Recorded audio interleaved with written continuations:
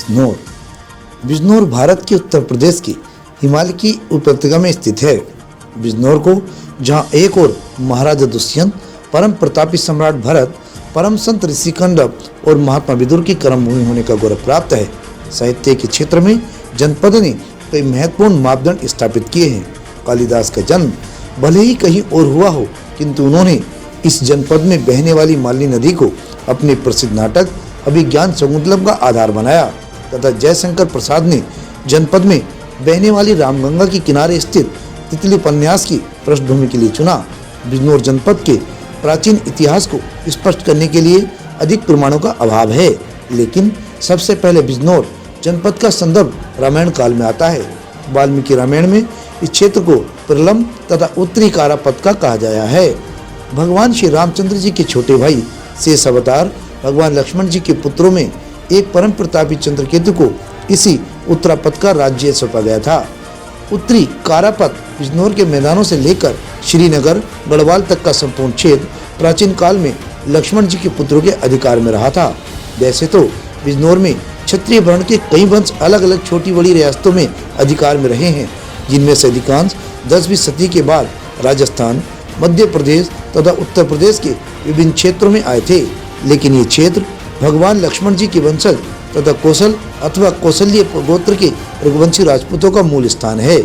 कौशल अथवा कौशल्य गोत्र के रघुवंशी क्षत्रिय आज भी बड़ी संख्या में इस क्षेत्र के अनेक गांवों तथा कस्बों में रहते हैं। ऐसा माना जाता है कि उत्तर प्रदेश के वर्तमान मुख्यमंत्री योगी आदित्यनाथ जी भी रघुवंशियों की भगवान लक्ष्मण वाली शाखा के वंशज ही हैं। मध्यकाल तक यहाँ दारानगर में विदुरकुटी के गंगा तट पर युद्ध दर्शन के रूप में क्षत्रियों का मेला भी लगता था, जिसे अभ्रंश रूप से क्षणियों का मेला भी कहा जाता है। इस मेले में युद्ध एवं मल्लयुद्ध के प्रदर्शन हेतु देश भर के क्षत्रिय राजा भाग लिया करते थे। बाद में महाभारत तथा महाजनपद काल में ये क्षेत्र बहुत ही प्रसिद्ध रहा है। बुद्धकालीन भारत में भी चीन यात्री ह्वेनसांग ने 6 महीने मतिपुरा, जो आज मंडावर है, में व्यतीत किए थे। हर्षवर्धन के बाद राजपूत राजाओं ने इस पर अपना अधिकार किया। पृथ्वीराज और जयचंद की पराजय के बाद भारत में तुर्क साम्राज्य की स्थापना हुई। उस समय क्षेत्र दिल्ली सल्तनत का एक हिस्सा रहा है, तब इसका नाम कटेहर क्षेत्र था। कहा जाता है कि सुल्तान इल्तुतमिश स्वयं साम्राज्य विरोधियों को दंडित करने के लिए आया था। मंडावर में उसके द्वारा बनाई गई मस्जिद आज भी है। औरंगजेब के शासनकाल में जनपद पर अफगानों का अधिकार था। ये अफगानिस्तान के रोह कस्बे से संबंधित थे, अतः अफगान रोहेले कहलाए और इनका शासित क्षेत्र रोहेलखंड कहलाया।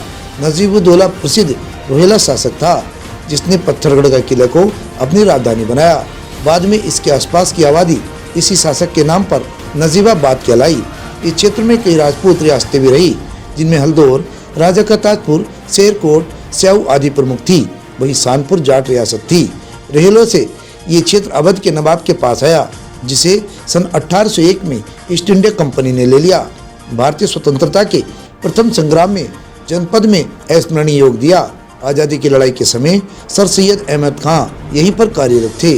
उनकी प्रसिद्ध पुस्तक तारीख सरकसी एक बिजनौर उस समय के इतिहास पर लिखा गया है। बिजनौर का भौगोलिक क्षेत्रफल 6561 वर्ग किलोमीटर है। उत्तर से दक्षिण इसकी लंबाई लगभग 992 किलोमीटर तथा पूर्व से पश्चिम चौड़ाई 896 किलोमीटर है।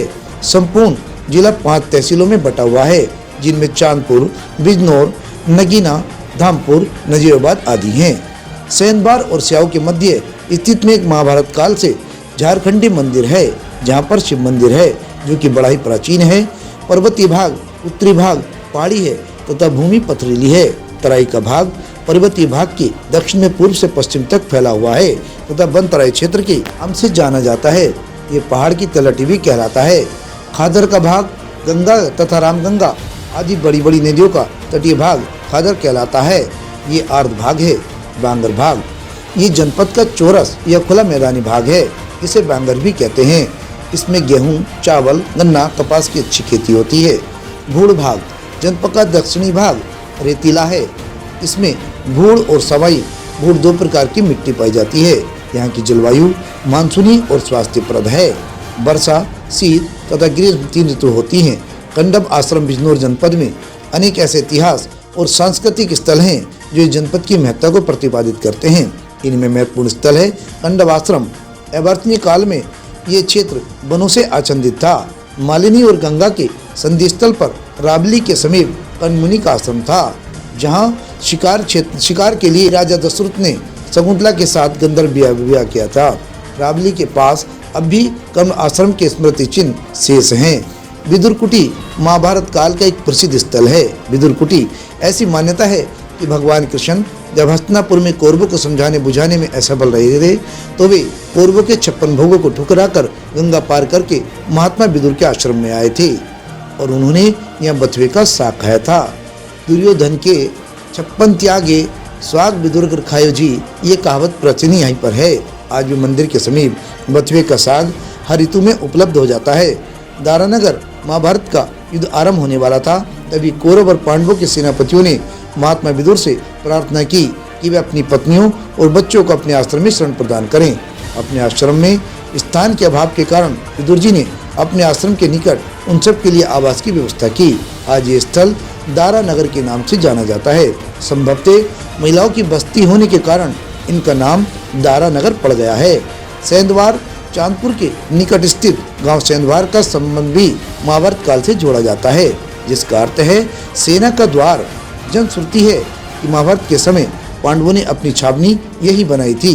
गांव में इस समय भी द्रोणाचार्य का मंदिर विद्यमान है। पारसनाथ का किला बड़ापुर से लगभग 4 किलोमीटर पूर्व में लगभग 25 एकड़ क्षेत्र में पारसनाथ का किला के खंडहर विद्यमान है। टीलों पर उगे वृक्षों और झाड़ों के बीच आज भी सुंदर नक्काशीदार शिलाएं उपलब्ध होती हैं। इस स्थान को देखने से ऐसा प्रतीत होता है कि इसके चारों ओर द्वार रहे होंगे। चारों ओर बनी हुई खाई कुछ स्थानों पर अब भी अकबर के नवरत्नों में 2 अबुल और यह दिखाई देती है। आजमपुर की पाठशाला चांदपुर के पास बास्टा से लगभग 4 किलोमीटर दूर आजमपुर गांव में स्थित है, जो अबुल फजल और फैजी की बुद्धिमत्ता के कारण लोग आज भी पाठशाला के भवन की मिट्टी को अपने साथ ले जाते हैं। ऐसा विश्वास है कि इस स्कूल की मिट्टी चाटने से मंदबुद्धि बालक भी बुद्धिमान हो जाते हैं। मयूरध्वज दुर्ग चीनी यात्री हुइंग सांग के अनुसार जनपद में बौद्ध धर्म का भी प्रभाव था। इसका प्रमाण मयूरध्वज जो कि खुदाई से मिला है। ये दुर्ग भगवान कृष्ण के समकालीन सम्राट मोरध्वज ने नजीबाबाद तहसील के अंतर्गत जाफरा गांव के पास बनवाया था। गढ़वाल विश्वविद्यालय के पुरातत्व विभाग ने इस दुर्ग की खुदाई की। आज की बिजनौर की कहानी का इतिहास यहीं तक। अगले भाग में बिजनौर से जुड़ी तमाम जानकारियों को आपके साथ साझा करेंगे। आप हमसे जुड़े रहने के लिए हमारे चैनल को सब्सक्राइब करना ना भूलें। धन्यवाद। बिजनौर से परिपाटी न्यूज टीम के साथ कहानी संग्रहकर्ता राम अवतार सिंह चौहान।